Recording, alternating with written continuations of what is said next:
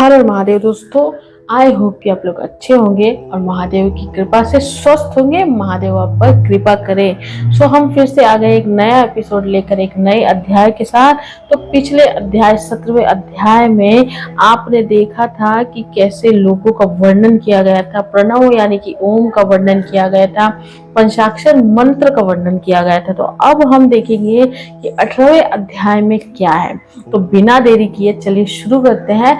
आपने चैनल को सब्सक्राइब नहीं किया है तो सब्सक्राइब कर लीजिए और एक भी अध्याय मिस मत कीजिए। देखिए अब इसका ज्यादा महत्व है सुनने का, क्योंकि अब 2 दिन के बाद श्रावण मास शुरू हो रहा है और महाशिव पुराण अगर हम श्रावण मास में श्रवण करते हैं या सुनते हैं या पढ़ते हैं और सुनते भी हैं तो हमें उसका फल ज्यादा मिलता है और हमें वो ज्यादा फलदायक होता है। तो इसीलिए मिस मत कीजिए, सब्सक्राइब कीजिए चैनल को और एक एक अध्याय को ध्यान पूर्वक सुनिए।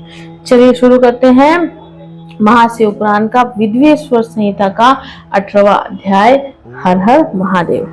बंधन और मोक्ष का विवेचन शिव पूजा का उपदेश है। लिंग आदि में शिव पूजन का विधान है।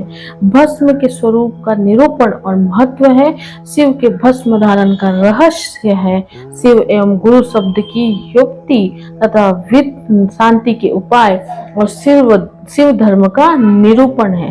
तो ऋषिगण बोले, हे सर्वज्ञ में श्रेष्ठ, बंधन और मोक्ष का स्वरूप क्या है ये हमें बताइए।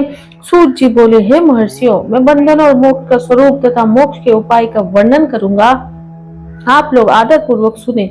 जो प्रकृति आदि 8 बंधनों से बंधा हुआ है वो जीव बुद्ध कहलाता है और जो उन 8 बंधनों से छूटा हुआ है उसे मुक्त कहते हैं। प्रकृति आदि को वश में कर लेना मोक्ष कहलाता है। बंधन आगंतुक है और मोक्ष स्वतः सिद्ध है। बुद्ध जीव सब बंधन से मुक्त हो जाता है तब उसे मुक्त जीव कहते हैं। प्रकृति, बुद्धि, महत्व, त्रिगुणात्मक अहंकार और 5 तंत्र मात्राएं, इन्हें ज्ञानी पुरुष प्रकृति घटक मानते हैं। प्रकृति आदि 8 तत्वों के समूह से देह की उत्पत्ति हुई है। देह से कर्म उत्पन्न होता है और फिर कर्म से नूतन देह की उत्पत्ति होती है।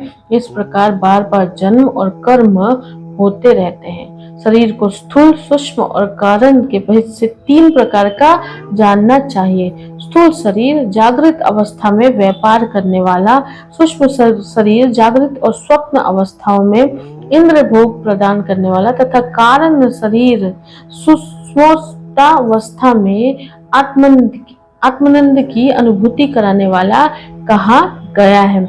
जीव को उसके प्रारब्ध कर्मानुसार सुख दुख प्राप्त होते हैं। वह अपने पुण्य कर्मों के फलस्वरूप सुख और पापों कर्मों के फलस्वरूप दुख प्राप्त करता है। अतः कर्मपाश से बना हुआ जीव अपने त्रिविध शरीर से होने वाले शुभ अशुभ कर्मों द्वारा सदा चक्र की भांति बार बार घुमाया जाता है। यानी कि रिसाइकल जो होता है, अपना जो रीबर्थ होता है बार बार, उसके बारे में बताया गया है। इस चक्रवत भ्रमण की निवृत्ति के लिए चक्रकर्ता का सत्वन आराधन करना चाहिए। प्रकृति आदि जो 8 पाश बतलाए गए हैं उनका समुदाय ही महाचक्र है और जो प्रकृति से परे है वो परमात्मा शिव है। भगवान महेश्वर ही प्रकृति आदि महाचक्र के कर्ता है, क्योंकि वे प्रकृति से परे हैं। जैसे बकायन नामक वृक्ष का थाला जल को पीता और उगलता है, उसी प्रकार शिव प्रकृति आदि को अपने वश में करके उस पर शासन करते हैं। उन्होंने सबको वश में कर लिया है, इसीलिए वे शिव कहे गए हैं। शिव ही सर्वज्ञ है, परिपूर्ण तथा निष्पर्श है। सर्वज्ञता, तृप्ति, आनंदिबोध, स्वतंत्रता, नित्य अलुप्त शक्ति आदि से संयुक्त होना और अपने भीतर अनंत शक्तियों को धारण करना। महेश्वर के इन 6 प्रकार के मानसिक ऐश्वर्यों को केवल वेद जानता है। अतः भगवान शिव के अनुग्रह से ही प्रकृति आदि 8 तत्व वश में होते हैं। भगवान शिव का कृपा प्रसाद प्राप्त करने के लिए उनकी पूजा करना चाहिए। शिव को परिपूर्ण है, निष्पर्श है, उनकी पूजा कैसे हो सकती है? इसका उत्तर ये है कि भगवान शिव के उद्देश्य से उनकी प्रसन्नता के लिए किया हुआ सत्कर्म उनकी कृपा प्रसाद को प्राप्त कराने वाला होता है। शिवलिंग में, शिव की प्रतिमा में तथा शिव भक्तजनों में शिव की भावना करके उनकी प्रसन्नता के लिए पूजा करनी चाहिए। वो पूजन शरीर से, मन से, वाणी से और धन से भी किया जा सकता है। उस पूजा से प्रकृति से परे महेश्वर पूजक पर विशेष कृपा करते हैं, ये सत्य है। शिव की कृपा से कर्म आदि सभी बंधन अपने वश में हो जाते हैं। कर्म से लेकर प्रकृति पर्यंत सब कुछ जब वश में हो जाता है, तब वो जीव मुक्त कहलाता है और स्वात्म रूप से विराजमान होता है। परमेश्वर शिव की कृपा से जब कर्मजन्य शरीर अपने वश में हो जाता है, तब भगवान शिव के लोक में निवास प्राप्त होता है। इसी को सालोक्य मुक्ति कहते हैं। जब तंत्र मात्राएं वश में हो जाती है, तब जीव जगदम्बा सहित शिव का सामीप्य प्राप्त कर लेता है।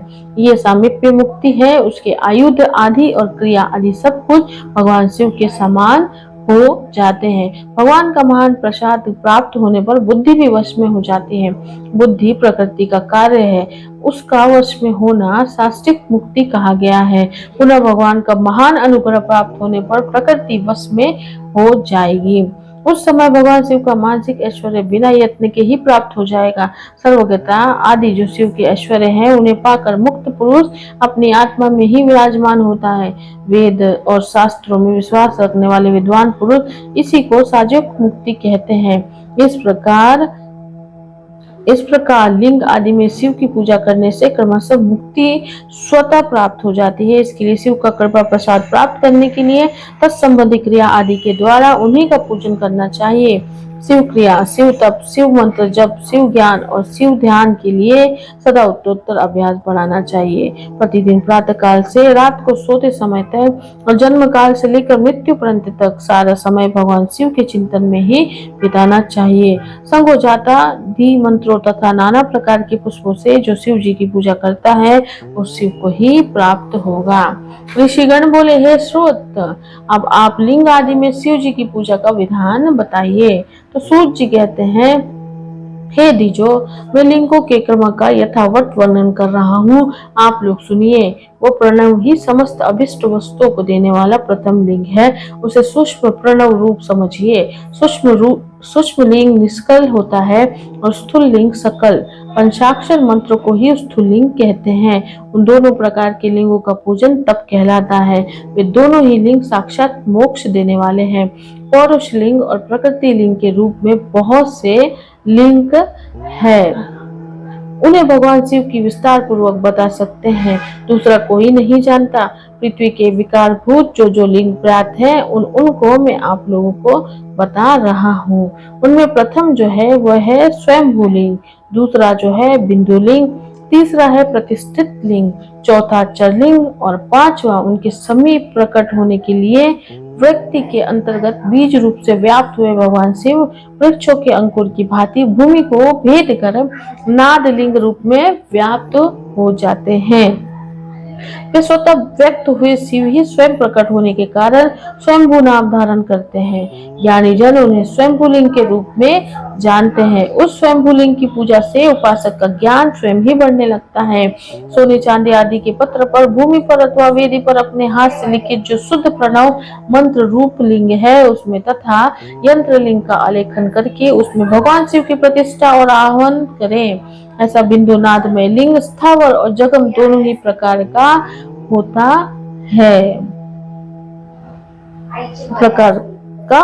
है उसमें तथा यंत्रिक आलेखन करके उसमें भगवान शिव की प्रतिष्ठा और आह्वान करें। ऐसा बिंदु में लिंग स्थावर और जगम दोनों ही प्रकार का होता है। इसमें शिव का दर्शन भावनामय ही है, इसमें संदेह नहीं है। जिसको जहाँ भगवान शंकर के प्रकट होने का विश्वास हो, उसके लिए वही प्रकट होकर वे अभीष्ट फल प्रदान करते हैं। अपने हाथ से लिखे हुए यंत्र में अथवा अकृत्रिम स्थावर आदि में भगवान शिव का आवाहन करके 16 उपचारों से उनकी पूजा करे। ऐसा करने से साधक स्वयं ही ऐश्वर्य को प्राप्त कर लेता है और इस साधन के अभ्यास से उसको ज्ञान भी प्राप्त हो जाता है। देवता और ऋषियों ने आत्म सिद्धि के लिए अपने हाथ से वैदिक मंत्रों के उच्चारण पूर्वक शुद्ध मंडल में शुद्ध भावना द्वारा जिस उत्तम शिवलिंग की स्थापना की है, उसे पौरुष लिंग कहते हैं तथा वही प्रतिष्ठित लिंग कहलाता है। उस लिंग की पूजा करने से सदा पौरुष ऐश्वर्य की प्राप्ति होती है। महान ब्राह्मणों और महाधनी राजाओं द्वारा किसी शिल्प से शिवलिंग का निर्माण कराकर मंत्र पूर्वक जिस शिवलिंग की स्थापना तथा प्रतिष्ठा की गई हो वो प्राकृत लिंग है। वो शिवलिंग प्राकृत ऐश्वर्य भोग को देने वाला होता है। जो शक्तिशाली और नित्य होता है उसे पौरुष लिंग कहते हैं, और जो दुर्बल तथा अनित्य होता है वो प्राकृतिक लिंग कहलाता है। लिंग नाभि, जिह्वा, नासिका, अग्र भाग और शिखा क्रम से कटी, हृदय और मस्तक तीनों स्थानों में जो लिंग की भावना की गई है उस आध्यात्मिक लिंग को ही चल लिंग कहते हैं। पर्वत को पौरुष लिंग बताया गया है और भूतल को विद्वान पुरुष प्राकृतिक लिंग मानते हैं। वृक्ष आदि को पौरुष लिंग जानना चाहिए।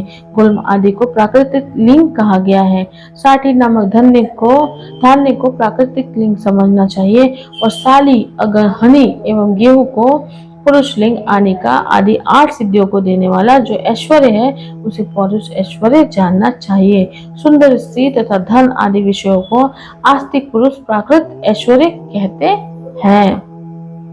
चल लिंगों में सबसे प्रथम रसलिंग का वर्णन किया जाता है। रसलिंग ब्राह्मणों को उनकी सारी अभिष्ट वस्तुओं को देने वाला है। शुभ कारक बाण लिंग क्षत्रियों को महान राज्य की प्राप्ति कराने वाला है। स्वर्ण लिंग जो है वैश्यों को महाधन पति का पद प्रदान करने वाला है तथा सुंदर शिलालिंग शूद्रों को महाशुद्धि देने वाला है। स्फटिक लिंग तथा बाण लिंग सब लोगों को उनकी समस्त कामनाएं प्रदान करते हैं। अपना ना हो तो दूसरे का स्फटिक या बाण लिंग भी पूजा के लिए निषिद्ध नहीं है। स्त्रियों विशेष सद्बाधाओं के लिए पार्थिव लिंग की पूजा का विधान है। प्रवृत्ति मार्ग में स्थित विधवाओं के लिए स्फटिक लिंग की पूजा बताई गई है, परंतु विरक्त विधवाओं के लिए रसलिंग की पूजा को ही श्रेष्ठ कहा गया है। हे सुव्रतो, बचपन में, युवा अवस्था में और बुढ़ापे में भी शुद्ध स्फटिकमय शिवलिंग का पूजन स्त्रियों की समस्त भोग को प्रदान करने वाला होता है। ग्रहासक्त स्त्रियों के लिए पीठ पूजा भूतल पर संपूर्ण अभिष्टों को देने वाली होती है। प्रवृत्ति मार्ग में चलने वाला पुरुष सुपात्र गुरु के सहयोग से ही समस्त पूजा कर्म संपन्न करे। इस देव का अभिषेक करने के पश्चात अगहनी के चावल से बने हुए खीर आदि पकवानों द्वारा नैवेद्य अर्पण करे। पूजा के अंत में शिवलिंग को पधराकर घर के भीतर प्रत्येक संपुष्ट में स्थापित करे। जो निवृत्ति मार्गी पुरुष हैं उनके लिए हाथ पर ही शिवलिंग पूजा का विधान है। उन्हें भिक्षादि से प्राप्त हुए अपने भोजन को ही नैवेद्य रूप से निवेदित करना चाहिए। निवृत्त पुरुषों के लिए सूक्ष्म लिंग ही श्रेष्ठ बताया जाता है। वे विभूति के द्वारा पूजन करें और विभूति को ही नैवेद्य रूप से निवेदित भी करें। पूजा करके उस लिंग को सदा अपने मस्तक पर धारण करें। विभूति 3 प्रकार की बताई गई है। एक है लोकांगिन जनित, दूसरा वेदांगिन जनित और शिवांगिन जनित। लोकांगिन जनित या लोकांकिक भस्मों को द्रवों की शुद्धि के लिए लाकर रखें। मिट्टी, लकड़ी और लोहे के पात्रों की, धान्यों की, तिल आदि द्रवों की, वस्त्र आदि की तथा पर्युषित वस्तुओं की शुद्धि भस्म से होती है। कुत्ते आदि से दूषित हुए पात्रों को की भी शुद्धि भस्म में ही मानी गई है। वस्तु विशेष की शुद्धि के लिए यथा योग्य सजल अथवा निर्जल भस्म का उपयोग करना चाहिए। वेदागिन जनित जो भस्म है उसको उन वैदिक कर्मों के अंत में धारण करना चाहिए। मंत्र और क्रिया से जनित जो होम कर्म है वो अग्नि में भस्म का रूप धारण करता है। उस भस्म को धारण करने से वो कर्म आत्मा में आरोपित हो जाता है। अघोर मूर्ति धारी शिव का जो अपना मंत्र है उसे पढ़कर बेल की लकड़ी को जलाए। उस मंत्र से अभिमंत्रित अग्नि को शिवांगिन कहा गया है। उसके द्वारा जले हुए काष्ठ का जो भस्म है वो शिवांगिन जनित है। कपिला गाय के गोबर अथवा गाय मात्र के गोबर को तथा समी, पीपल, पलाश, वट, अमलतास और भिल्ल इनकी लकड़ियों को शिव अग्नि से जलाएं। वो शुद्ध भस्म शिवांगिन जनित माना गया है। अथवा कुश की अग्नि में शिव मंत्र के उच्चारण पूर्वक काष्ठ को जलाएं। फिर उस भस्म को कपड़े से अच्छी तरह छानकर नए घड़े में भरकर रख दे। उसे समय समय पर अपनी कांति या शोभा की वृद्धि के लिए धारण करे। ऐसा करने वाला पुरुष सम्मानित एवं पूजित होता है। पूर्व काल में भगवान शिव ने भस्म शब्द का ऐसा ही अर्थ प्रकट किया था जैसे राजा अपने राज्य में सारभूत कर को ग्रहण करता है, जैसे मनुष्य सस्य आदि को जलाकर पकाकर उसका सार ग्रहण करते हैं, तथा जैसे जठरान नाना प्रकार के भज्य भोज्य आदि पदार्थों को भारी मात्रा में ग्रहण करके उसे जलाकर सारतर वस्तु ग्रहण करता और उस सारतर वस्तु से स्वेदेह का पोषण करता है, उसी प्रकार प्रपंचकर्ता परमेश्वर शिव ने भी अपने में आधेय रूप से विद्वान प्रपंच को जलाकर भस्म रूप से उसके सार तत्व ग्रहण किया है। प्रपंच को गंध करके शिव ने उसके भस्म को अपने शरीर में लगाया है। उन्होंने विभूति यानी कि भस्म पोतन के बहाने जगत के सार को ही ग्रहण किया हुआ है। शिव ने अपने शरीर में अपने लिए रत्न स्वरूप भस्म को इस प्रकार स्थापित किया है। आकाश के सार तत्व से केश, वायु के सार तत्व से मुख, अग्नि के सार तत्व से हृदय, जल के सार तत्व से कटिभाग और पृथ्वी के सार तत्व से घुटने को धारण किया है। इसी तरह उनके सारे अंग विभिन्न वस्तुओं के सार रूप है। महेश्वर ने अपने ललाट के मध्य में तिलक रूप से जो त्रिपुंड धारण किया है और ब्रह्मा, विष्णु और रुद्र का सार तत्व है। वे इन सब वस्तुओं को जगत के अभ्युदय का हेतु मानते हैं। इन भगवान शिव ने ही प्रपंच के सार सर्व को अपने वश में किया है, अतः इन्हें अपने वश में करने वाला दूसरा कोई नहीं। इसलिए वे शिव कहे जाते हैं। जैसे समस्त मुर्गों का हिंसक मृग पशु शिव कहलाता है और उसकी हिंसा करने वाला दूसरा कोई मृग नहीं है, अतएव उसे शिव कहा गया है। सकार का अर्थ है नित्य सुख एवं आनंद, इकार को पुरुष और वकार को अमृत स्वरूपा शक्ति कहा गया है। इन सब का सम्मिलित रूप ही शिव कहलाता है, अतः इस रूप में भगवान शिव को अपनी आत्मा मानकर उनकी पूजा करनी चाहिए। साधक पहले अपने अंगों में भस्म लगाए, फिर ललाट में उत्तम त्रिपुंड धारण करे। पूजा काल में सजल भस्म का उपयोग होता है और द्रव शुद्धि के लिए निर्जल भस्म का। दिन हो अथवा रात्रि, नारी हो या पुरुष, पूजा करने के लिए उसे भस्म जल सहित ही त्रिपुंड रूप में ललाट पर धारण करना चाहिए। जल मिश्रित भस्म को त्रिपुंड रूप में धारण कर जो व्यक्ति शिव की पूजा करता है उसे सांग शिव की पूजा का फल तुरंत प्राप्त होता है और सुनिश्चित है।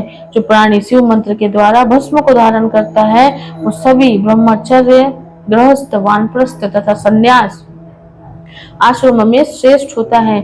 उसे शिव श्रमी कहा जाता है क्योंकि वो एकमात्र शिव को ही परम श्रेष्ठ मानता है। शिव व्रत में एकमात्र शिव में ही निष्ठा रखने वाले को ना तो अशोक का दोष लगता है और ना तो सूतक का। ललाट के अग्रभाग में अपने हाथ से या गुरु के हाथ से श्वेत भस्म या मिट्टी से तिलक लगाना चाहिए। ये शिव भक्त का लक्षण है। जो गुणों का रोध करता है वो गुरु है।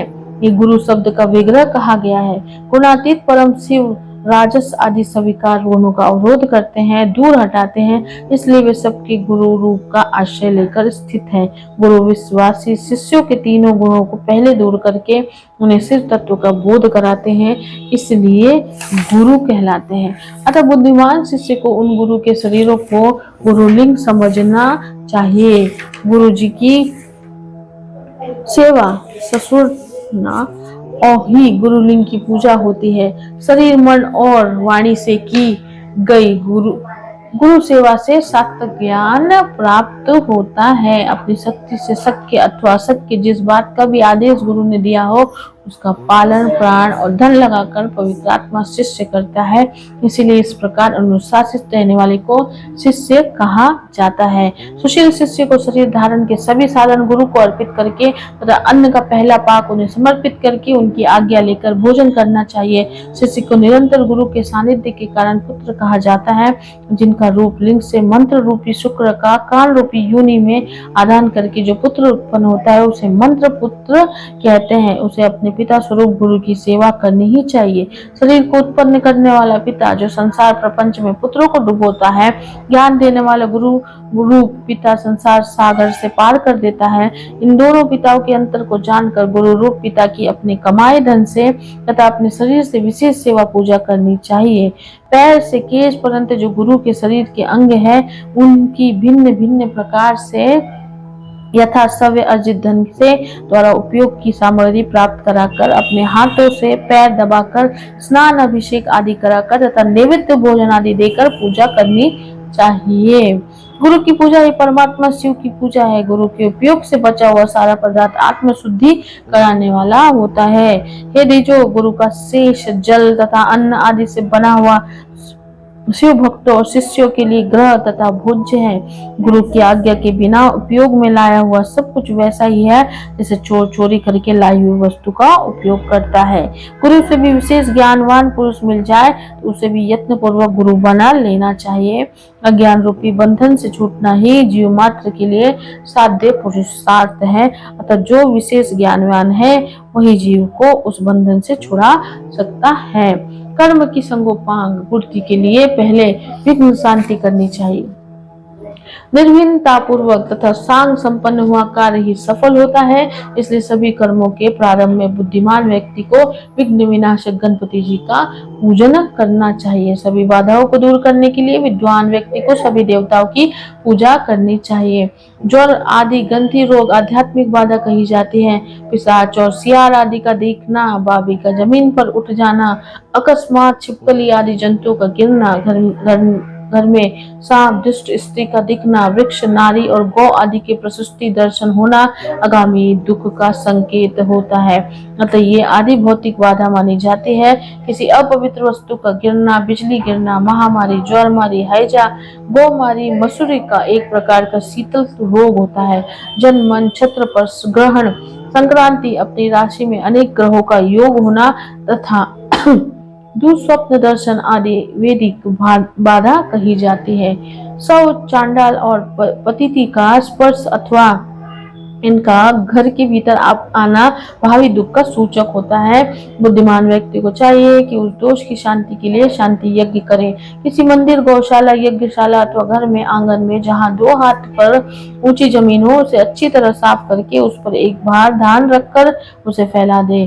उसके बीच में कमल बनाए तथा कोण सहित 8 दिशाओं में भी कमल बना दे। इसी प्रधान कलश में सूत्र बांधकर तथा की धूप दिखाकर उसे बीच में तथा दिशाओं में बनाए गए कमलों पर अन्य 8 कलश स्थापित कर दे। 8 कलशों में कमल, आम्रपल्लव, कुशा डालकर गंध आदि पंचद्रव्यों से युक्त मंत्रपुत जल से उन्हें भरे। उन समस्त कलशों में नीलम आदि नवरत्नों को क्रमशः डालना चाहिए। तपश्चात बुद्धिमान यजमान कर्मकांड को जानने वाले स्फटिक आचार्य का वर्णन करे। भगवान विष्णु की स्वर्ण प्रतिमा तथा इंद्रादी देवताओं की भी प्रतिमा बनाकर उस कलशों में छोड़े। पूर्ण पात्र से ढके मध्य कलश पर भगवान विष्णु का आह्वान करके उनकी पूजा करें। पूर्व दिशा से प्रारंभ करके सभी दिशाओं में मंत्रानुसार इंद्रादि का क्रमशः पूजन करना चाहिए। उनके नामों में चतुर्थी विभ शक्ति रहित नम का प्रयोग करते हुए उनका पूजन करना चाहिए। आह्वान आदि सारे कार्य आचार्य द्वारा संपन्न कराए तथा आचार्य और ऋषि जो सहित उन देवताओं के मंत्रों को 100 बार जपे। कलशों की पश्चिम दिशा में जप के बाद होम कराना चाहिए।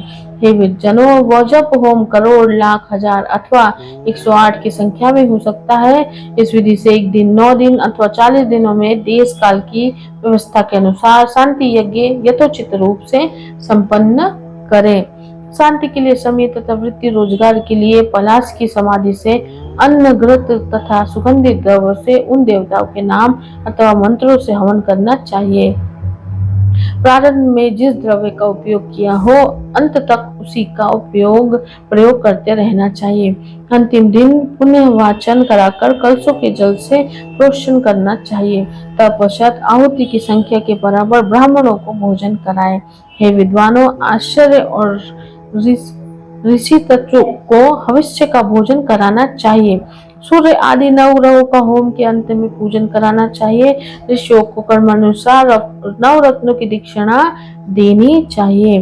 तपस्या 10 दान करे और उसके बाद भूयसी दान करना चाहिए। बालक, यज्ञोपवीति, गृहस्थ, श्रमी और वानप्रस्थियों को धन का दान करना चाहिए। तपश्चात कन्या, सधवा और विधवा स्त्रियों को देने के अंतर बची हुई तथा यज्ञ में बची हुई सारी सामग्री आचार्य को समर्पित कर देनी चाहिए।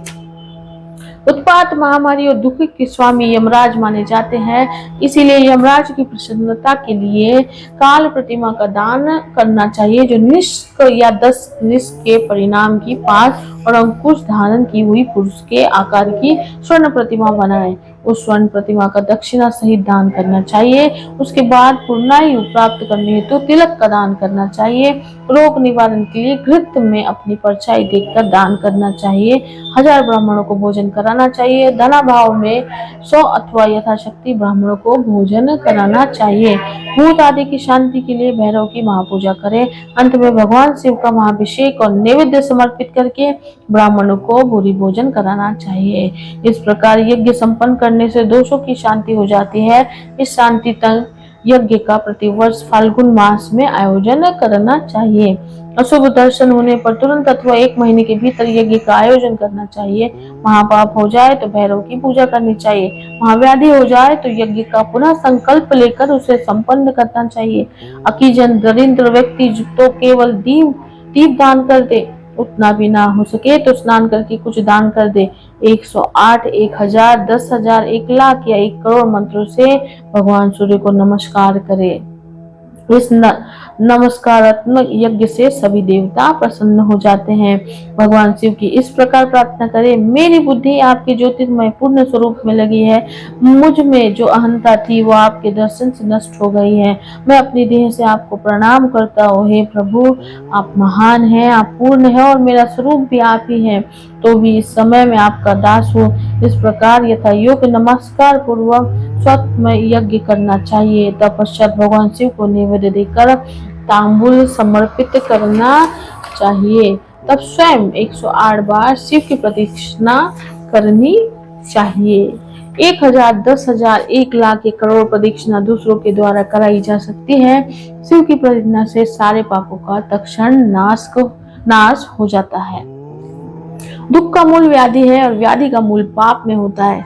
धर्माचरण से ही पापों का नाश बताया गया है और भगवान शिव के उद्देश्य से किया गया धर्माचरण पापों का नाश करने में समर्थ होता है।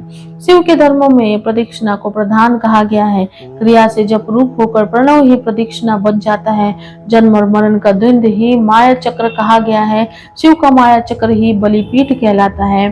बलिपीठ से आरंभ करके प्रदक्षिणा के क्रम से एक पैर के पीछे दूसरा रखते हुए बलिपीठ में पुनः प्रवेश करना चाहिए। तब पश्चात नमस्कार करना चाहिए।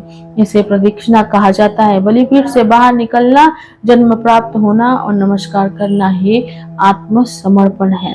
जन्म और मरण रूप द्वंद्व भगवान शिव की माया से प्राप्त है। जो इन दोनों को शिव की माया को ही अर्पित कर देता है वो फिर शरीर के बंधन में नहीं पड़ता। जब तक शरीर रहता है तब तक जो क्रिया ही अधीन है वो जीव बुद्ध कहलाता है। स्थूल, सूक्ष्म और कारण तीनों शरीर को वश में कर लेने पर जीव का मोक्ष हो जाता है, ऐसा ज्ञानी पुरुष का कथन है। माया चक्र के निर्माता भगवान शिव ही परम कारण है।